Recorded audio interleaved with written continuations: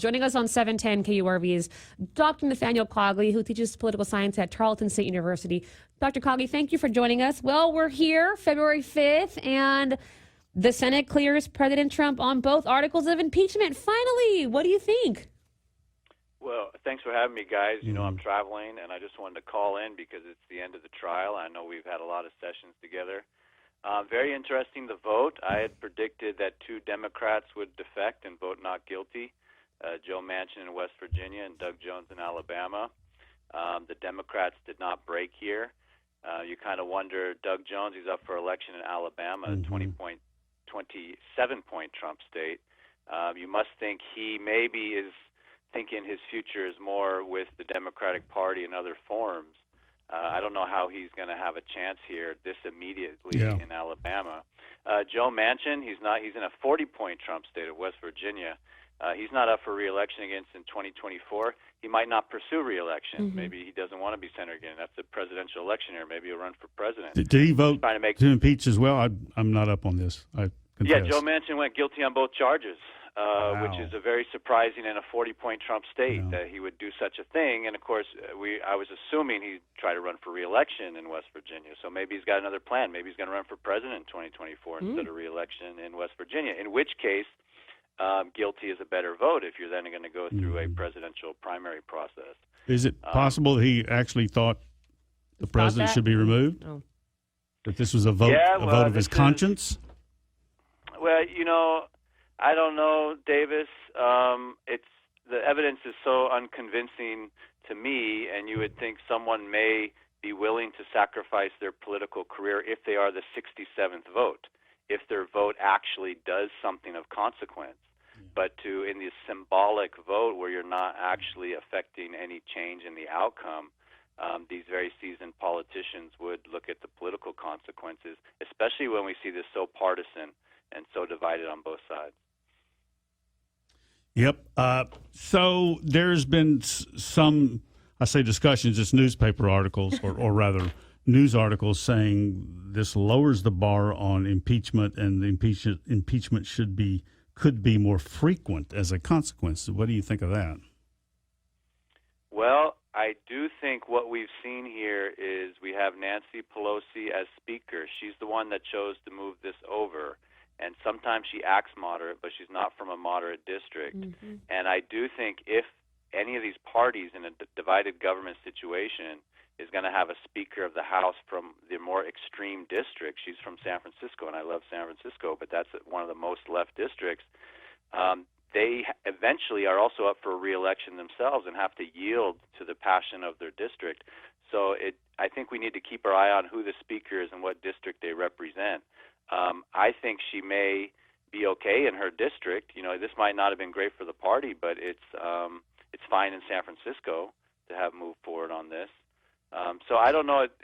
It depends how it plays politically, right? So it legally this did not result in anything, but politically, you know, how is 2020 going to turn out? I don't see how this would become a more frequent thing because it's not easy to do. B, by its nature, it's divisive. Just engaging in it. I mean, if you had a bunch of nuns doing it, it would still be divisive. And I don't know whether.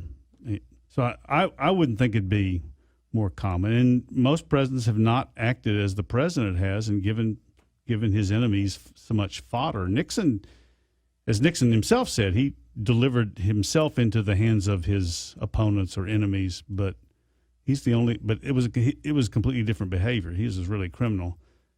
Well, and that was bipartisan support before they ever got to the Senate. Yeah. So it certainly is rare. It's not a common thing. Does it now become a common thing? I don't necessarily think so. This is a very rare occasion. But I just think that the political calculations of the Speaker, you know, if a Speaker is from a more moderate district, they may wait for a bipartisan consensus before moving forward. She used to say she would wait for that, and here she didn't. Congressman, I'm sorry, I just got an email from Congressman Gonzalez again. Dr. Cogley, I wanted to ask you something that kind of, I don't know if it has anything to do with, well, it kind of does with impeachment. Is it kind of conflict of interest when you have Warren voting in favor of impeachment? Isn't that kind of Yeah, isn't it kind of conflict of interest in her interest? So she couldn't No. Why do they do that? Well, you raise an interesting point. Are the Democratic senators running for president? Do they have a conflict of interest in terms of trying to vote guilty to then tarnish their political opponent in 2020? Yeah. I think you raise a good question that doesn't substantively make a claim that the senators can't vote the way they want, but it just shows how it's really a petty charge to say the very suspicious activities of the Bidens in Ukraine from 2014 to 2016 has to be only a personal political interest to the president, when it's very suspicious that Hunter Biden's making $80,000 a year and Joe Biden wants a prosecutor fired who's investigating the company his son works for $80K a year, $80K a month. Mm-hmm. Excuse me. So you're raising a good point about how you can find conflicts of interest in a lot of places if you want to see that and only that. Yeah, it struck me that from what we know, the Biden son getting that sweetheart deal, while his father was the administration's point man, the man to do business with when it came to Ukrainian-American relations.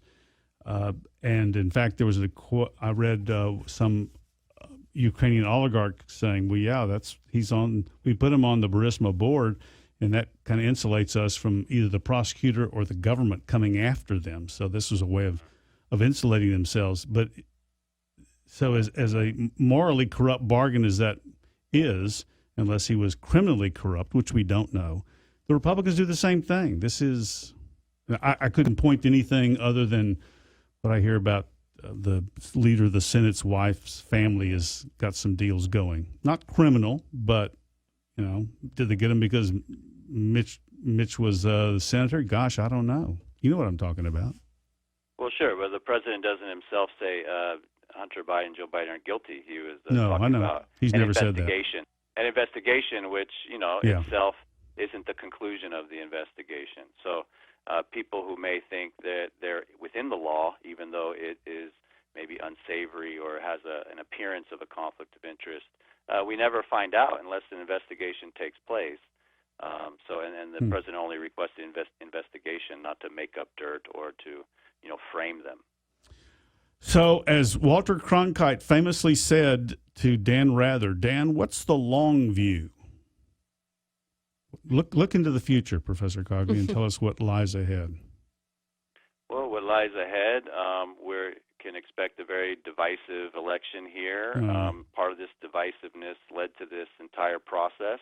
We see the partisanship being very strong here. We saw Nancy Pelosi rip up the speech on camera, which may have played well in San Francisco, but not in some moderate districts that Democrats need to hold. The future of impeachment, in one way, the impeachment process, while it's very simply written in the Constitution, worked. He was not convicted on partisan charges. It was shot down. So, the long view is whatever we want to look into it. I'm not sure that this becomes the standard because I'm just not sure it's going to politically be a boom for the Democratic Party. Yeah. There's going to be no real gain out of this. I agree with you. I thought, I took it somebody was assigned a column, and this was the great idea he had to get it done. But I just don't see as onerous as this is that now both parties are going to start messing with the other. Do you think, Dr. Cogley, that finally we're going to take a deep breath and kind of stop talking about impeachment, or are Democrats going to run with this until November? Well, they're going to keep investigating the president in their House committees. They were doing that the whole time. They didn't start that late. So we're going to see a very divisive thing with negative information on Trump and whoever the Democratic nominee is as well. I think one thing that was set here that the Senate did say is they expect the House to make a more complete case in the future. Yeah. And for some people, you think of the House as like the grand jury and then the Senate is the full trial. But the Senate made a clear point here that the trial shuts them down. They can't do any other business. They're there. Silent all day long. They can't do anything else. Where in the House, this is done at a committee level. And if the House takes its time and does formal floor votes, formal subpoenas, and waits it out through the court and hands the Senate a more complete case, that's what the Senate feels is appropriate. Do you think, or is it possible if Democrats come up with another this stupid fiasco of changing the whistleblower rules and just all this stuff that led to the impeachment, if they find something that President Trump did during these first 4 years and when he gets reelected in 2020, can they use what he did the first 4 years to try to impeach him the next 4 years? Well, I think they could. There would be no bar against that in the Constitution. You just got to think the political calculation becomes different. A lot of this is designed to damage him in the election. And once he's not up for re-election anymore, they're not going to care. I don't know what the strategy would be about creating an incumbent President Pence that otherwise doesn't exist. You know, it's kind of good for them going into 2024 with a vacancy in the presidency, not against incumbent President Pence. So, and Trump has always been willing to work on some infrastructure deals and other things that the Democrats would like. One would hope that once President Trump's political calculations are over and he just has a term, you know, some of this will reside. Do you think, or can the Senate, or can there still be investigations into this whole Biden-Burisma thing? Yeah, sure. Yeah, they can. They control the House, and they control the House committees. And, you know, we have this idea against double jeopardy in the Constitution, but that's for no one be put in jeopardy of life or limb. So impeachment doesn't do that. It's a removal from the office. So I don't know that there's any clear language barring continuing to look at this case if they want to pursue that.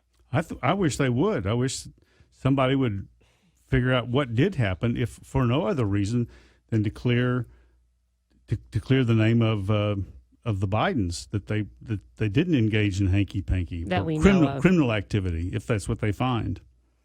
Well, that might be interesting, an actual investigation into the Bidens. One thing I felt was very weak in Senator Romney's statement was that he said President Trump's counsel didn't prove that the Bidens were guilty, therefore it was political calculation. And I'm thinking, no, they didn't have to prove the Bidens were guilty. They just had to say that Trump had a legitimate concern. If you actually want to get down to the bottom of are the Bidens guilty of something in Ukraine, then yeah, they should focus on that, not on the president asked for an investigation or not. All right, Dr. Cogley, I know you got to go. Thank you so much for always taking time out of your busy schedule to join us. We really appreciate it. That's Dr. Nathaniel Cogley, who is currently in Savannah, Georgia. And he said yes. I know. He is. He said yes. So sweet. He also teaches political science at Tarleton State University. It is 4:34 on News Talk 710 KURV. You're listening to the mighty Rio Grande Valley's only News Talk station. News Talk 710 KURV.